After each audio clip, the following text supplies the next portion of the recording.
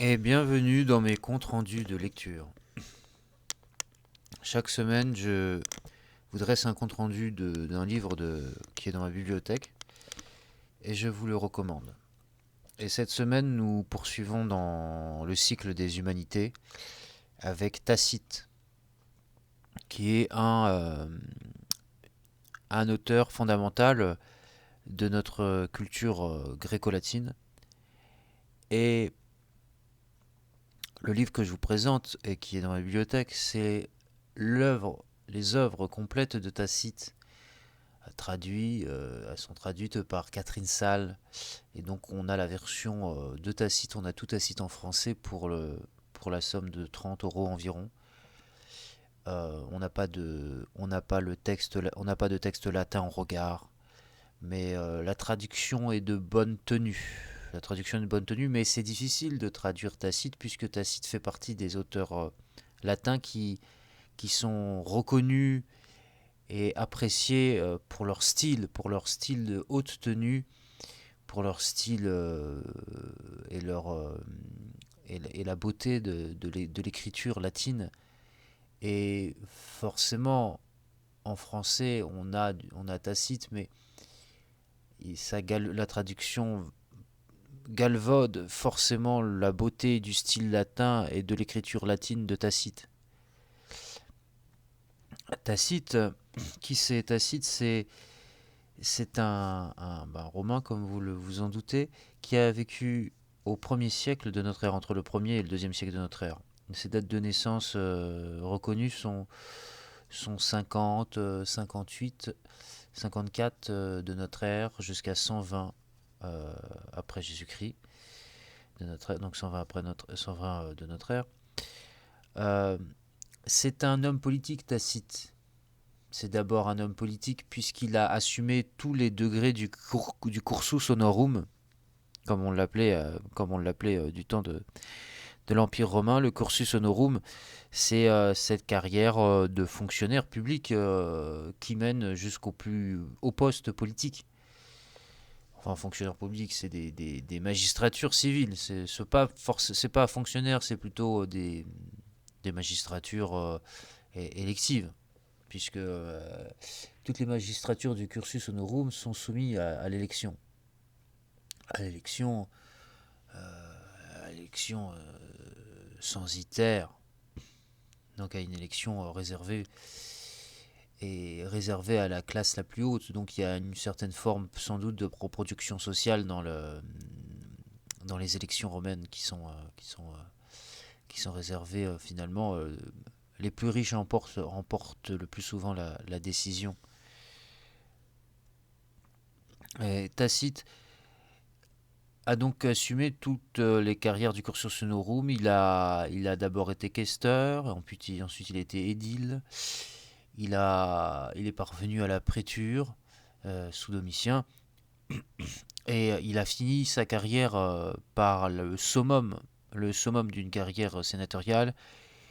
Le summum d'une carrière sénatoriale, c'est être gouverneur de la province d'Asie. Être proconsul d'Asie, si vous voulez, c'est quand même le, le sommet d'une carrière politique à Rome. C'est le sommet du cursus honorum. Puisque pour assumer le proconsulat d'Asie, la province la plus riche de l'Empire romain, eh bien, il faut d'abord être consul. Et Tacite a d'abord été consul avant d'être nommé proconsul d'Asie. Je crois même qu'il faut être 2 fois consul. Il faut assumer 2 consulats avant d'être proconsul d'Asie. C'est dire à quel point euh, ce poste est prestigieux. Est prestigieux. Euh, Un équivalent serait d'être préfet urbain de la ville de Rome, mais la préfecture urbaine de Rome rentrera dans le cycle du cursus honorum, pas à l'époque de Tacite, mais plutôt au IIIe siècle, où, au-delà encore du proconsulat d'Asie, on pouvait encore être promu à la préfecture de la ville de Rome, devenir préfet urbain de la ville de Rome. Donc Tacite, il s'inscrit dans la tradition des hommes d'action, des hommes politiques, qui ensuite écrivent l'histoire. Et puis, vous savez, cette tradition qui veut que on ne peut écrire bien l'histoire qu'en ayant assumé soi-même des fonctions politiques. C'est une tradition qui est mise en avant par Polybe et qui est aussi mise en avant dans ses écrits par Flavius Joseph. Tacite, outre son parcours, il est d'origine plébéienne. Tout comme Vespasien, le premier empereur de la classe équestre. Il est membre de cette classe équestre qui depuis Marius, ne cesse de grimper les échelons et d'assumer les postes politiques de la puissance romaine.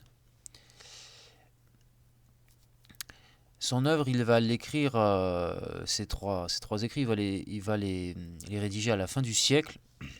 Il va les rédiger à partir du moment où succède aux Flaviens la dynastie des Antonins. Pourquoi ? Peut-être parce qu'il avait plus de temps, il y a eu une période de flottement.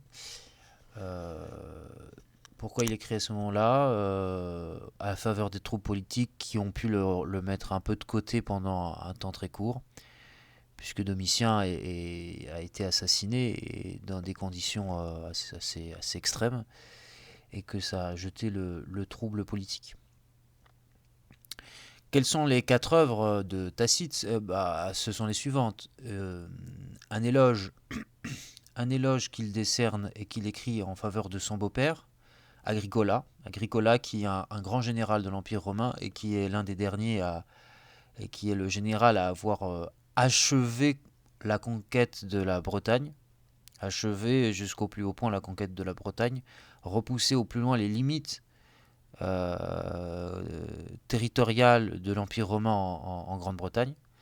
Donc il fait un éloge de son beau-père, puisqu'il est marié à la fille de cet illustre général. Ensuite, il écrit un dialogue des orateurs qui reprend la formule des dialogues très classiques dans l'Antiquité et hérité de Platon et des dialogues de Platon sur un sujet précis.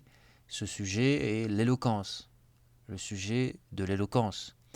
Et c'est un sujet traditionnel et précis et tout à fait en concordance avec l'histoire de Tacite, l'histoire personnelle de Tacite, puisque dans ce dialogue des orateurs où il fait, je ne sais plus les noms des personnages qui interviennent, mais où il fait intervenir plusieurs gens autour d'un sujet. Le sujet, c'est un sujet polémique. Qui de la poésie ou de l'éloquence est supérieur ? Est-ce que la poésie est supérieure à l'éloquence ou est-ce l'éloquence qui est supérieure à la poésie ? C'est traditionnel puisque Aristote a érigé le style poétique au-dessus de tous les autres styles, tous les autres arts. Aristote qui se plaisait dans son art poétique à faire de la poésie l'art suprême, l'art inégalable, cet art qui surpasse l'histoire, qui surpasse l'histoire. Polybe s'était inscrit en faux dans ces histoires et avait contesté cette idée à Aristote en disant que l'histoire était supérieure à la poésie. Mais ce n'est pas Polybe qui fait référence en matière de tradition, ça reste Aristote. Et vous savez qu'Aristote et son art poétique continueront à être une référence absolue jusqu'au grand siècle, jusqu'à l'époque de Molière où on discutera encore de l'art poétique et Molière qui affublera du nom de pédant ceux qui se réfèrent encore à Aristote à l'époque de Louis XIV. Et bien là, on se réfère à Aristote à l'époque de Tacite et on essaye de contredire un peu Aristote et d'essayer de mettre l'éloquence, qui est vraiment la grande affaire du temps, de ce premier siècle après Jésus-Christ, au-dessus de la poésie tant révérée par Aristote. Et pourquoi ça concerne Tacite ? Puisque Tacite a été formé dans les écoles d'éloquence, les écoles qu'on appelait les écoles des rhéteurs, et que Tacite c'est un grand orateur. Il est connu pour être un orateur très performant, Il a une parole fluide, il a un style incroyable. Paroles et styles qui ont été bien soulignés dans ses lettres par Pline le Jeune, qui a reconnu le talent oratoire de Tacite. Et puisque Tacite a été membre, élève de ces écoles de rhéteurs et qu'il a eu pour illustre professeur Quintilien, l'auteur des institutions oratoires, qui a été le grand professeur de rhétorique et d'art oratoire sous le principat de Vespasien. Donc voilà pourquoi le dialogue des orateurs est très tacitéen, si j'ose dire. Vraiment, il concerne Tacite au plus profond de lui-même, puisque c'est lui-même un de ces très grands orateurs du temps, Tacite. Ensuite, on a le traité sur la Germanie, de la Germanie de Tacite, qui est très populaire, de la Germanie de Tacite, puisque c'est un regard presque anthropologique, ethnographique sur les barbares. Avant Tacite, il y avait eu César et son Bellum de Gallicum, sa guerre des Gaules, où César portait presque aussi un regard d'ethnologue sur les us et coutumes des Celtes, sur leurs habitudes et leurs mœurs. Eh bien, Tacite, il fait exactement la même chose, mais pour les Germains, de la Germanie. Et il recueille ces informations avec des témoins oculaires des désastres qu'il y a pu y avoir à Teutobourg et toutes les campagnes. Vous savez qu'Auguste, avant le désastre de Teutobourg en 9 de notre ère, avait voulu conquérir la Germanie et repousser les frontières de l'Empire romain jusqu'à l'Elbe. Eh bien, Tacite, fort de tous ces renseignements et de ces expériences des Romains en terre de Germanie, il a pu recueillir plein de renseignements et analyser les mœurs de ces Germains, de ces redoutables Germains qui terrorisent et qui font encore très peur aux Romains. Avant, c'était les Gaulois qui faisaient peur aux Romains. Les Germains ont pris la place des Gaulois dans les récits un peu horrifiés qu'on pouvait faire d'eux, et sur cette rage barbare qui était personnifiée par le peuple des Germains, le peuple de la Germanie. Et vous savez que c'était encore une grande préoccupation du temps, ces Germains. On ne les comprenait pas tellement et on essayait de les repousser encore sur la frontière du Rhin, puisqu'ils pouvaient être plus ou moins violents. Domitien a eu à combattre des peuples germains. Sous Domitien encore, il y a eu des alarmes au niveau de la Germanie. Il a dû combattre les Chattes. Les Chattes, c'était un peuple germain qui a menacé l'Empire sous Domitien. Et Domitien qui a été l'empereur sous lequel Tacite a fait ses premiers pas en politique et a assumé ses premières grandes magistratures civiles, et ben, il a été aux prises avec ces Germains. Donc Tacite décrit les Germains avec son œil de Romain, son œil d'ethnologue, et donc c'est un traité très populaire de la Germanie, puisqu'il nous donne cette première vision d'un Romain sur le peuple germain, et de façon détaillée.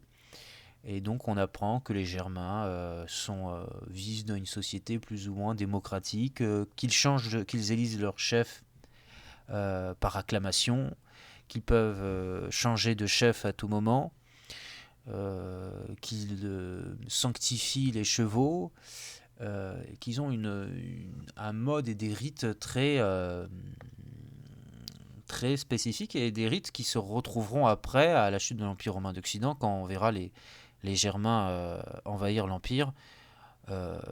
Tacite décrit déjà dans son œuvre de la Germanie ces acclamations de chefs barbares qu'on élevait sur le bouclier.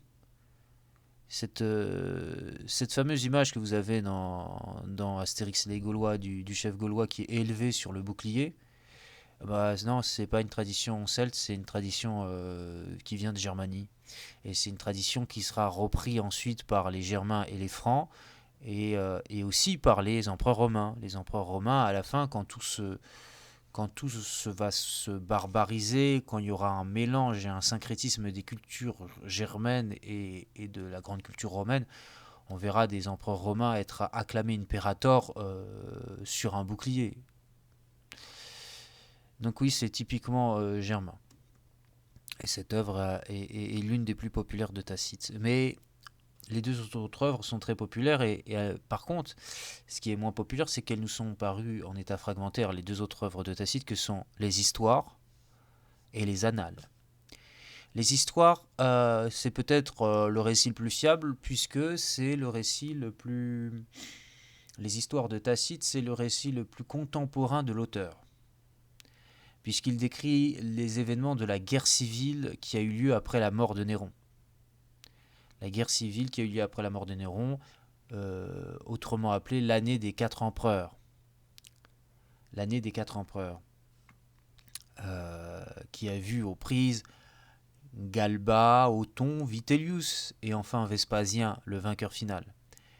Et dans ces histoires qui nous sont parues en état fragmentaire, on a surtout, dans la plus grande partie, on a l'affrontement entre les partisans de Vitellius et les partisans de Othon. Et donc on a la campagne d'Italie et les affrontements qui ont eu lieu en Italie du Nord entre les Ottoniens et les Vitelliens. On l'a décrit dans Tacite avec un très grand luxe de détails. Les batailles qui ont opposé les partisans d'Othon et les partisans de Vitellius sont décrits avec le plus grand détail dans les histoires, puisque c'est ce noyau-là qui a été conservé principalement. Ensuite, il y a un peu l'arrivée de Vespasien, et on parle aussi, dans ce cadre, des révoltes des Bataves. Il y a eu, pendant cette guerre civile, des empereurs, des usurpateurs et des prétendants qui se sont affrontés. Il y en a eu 4. Mais il y a eu aussi, ça a aussi donné le pas et le change à des révoltes d'autochtones et d'indigènes qui étaient stipendiés par la puissance romaine, comme les Bataves, les mercenaires Bataves, puisque à cette époque-là, les Romains utilisaient déjà des auxiliaires barbares dans leurs armées.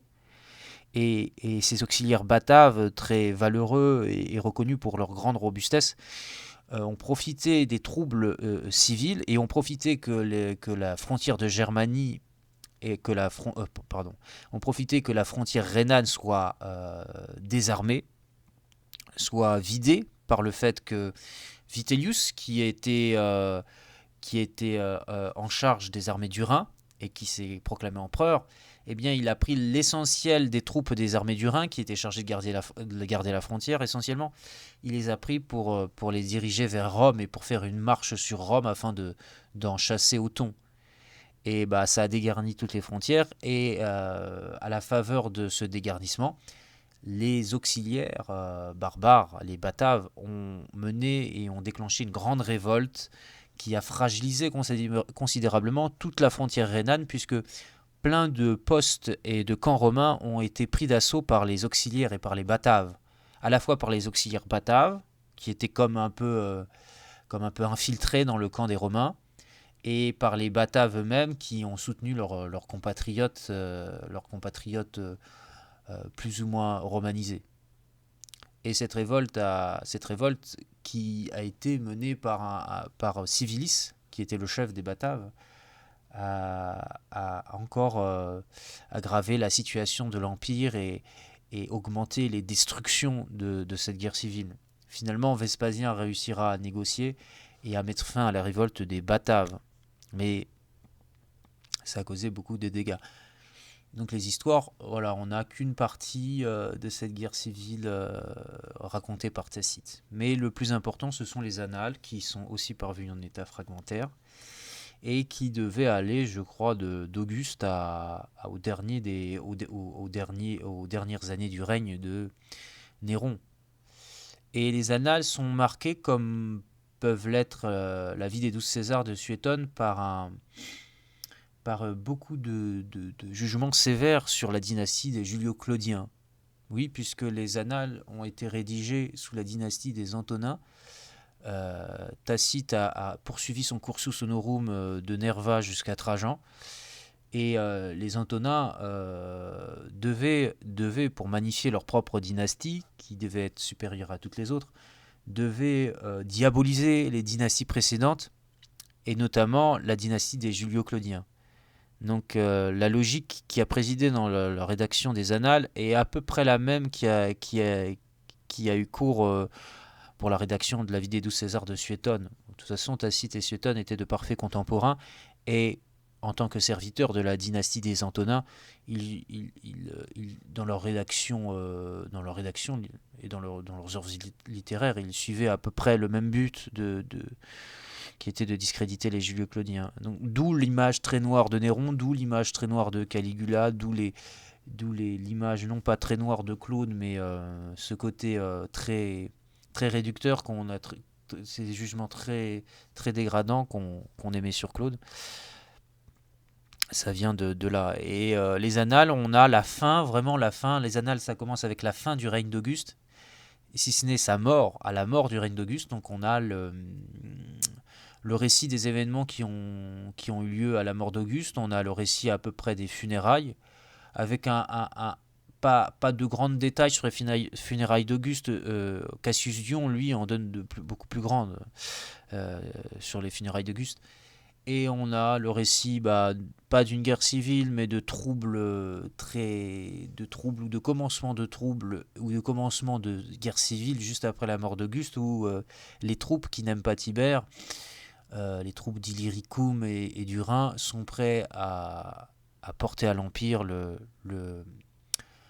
neveu de Tibère et l'héritier, enfin le favori d'Auguste, Germanicus. Mais Germanicus, fidèle à Tibère, calmera les ardeurs de ces légionnaires et de l'armée du Rhin dont il avait la charge, et il menacera de les quitter s'ils n'arrêtaient pas leur menée belliqueuse et leur menée de factieux. Et les Annales il y a quelques petites découpes. Après, on a le règne de Tibère, où on a un grand luxe de détails sur le règne de Tibère. Le règne de Claude, dont il n'y a pas toutes les années. Et puis le règne de Néron qui prend fin, qui commence en 58 à peu près. Donc dans les Annales, on a l'année de 58 à 65 du règne de Néron. C'est déjà pas mal. Donc ça commence en 58 avec le règne personnel de Néron. Donc on a bien entendu toute la dramaturgie sur la mort d'Agrippine et les conjurations que met en place Néron pour essayer de tuer sa mère. Règne personnel de Néron, arrivé intronisé par l'arrivée de Sénèque qui fait l'éloge du prince en 58, qui est un des principaux conseillers de Néron, et qui ensuite petit à petit écarté du pouvoir, Sénèque. Et ça se termine à l'année 65 qui est l'année de la conjuration de Pison, où Sénèque et d'autres conjurés vont être, on ne sait pas si Sénèque était conjuré, mais il a été soupçonné d'être conjuré, vont être non pas mis à mort, mais vont se suicider sur ordre de l'empereur, parce que l'empereur, plutôt que de mettre à mort les coupables, il leur envoyait une lettre en leur disant je te reconnais comme coupable, tu étais de la conspiration, je te demande de te suicider. Voilà, et généralement, que ce soit Sénèque, que ce soit son neveu Lucain ou Pétrone, ces personnages de l'élite, ils se sont suicidés plutôt que de se soumettre au fer et à la lame d'esclaves ou de simples légionnaires.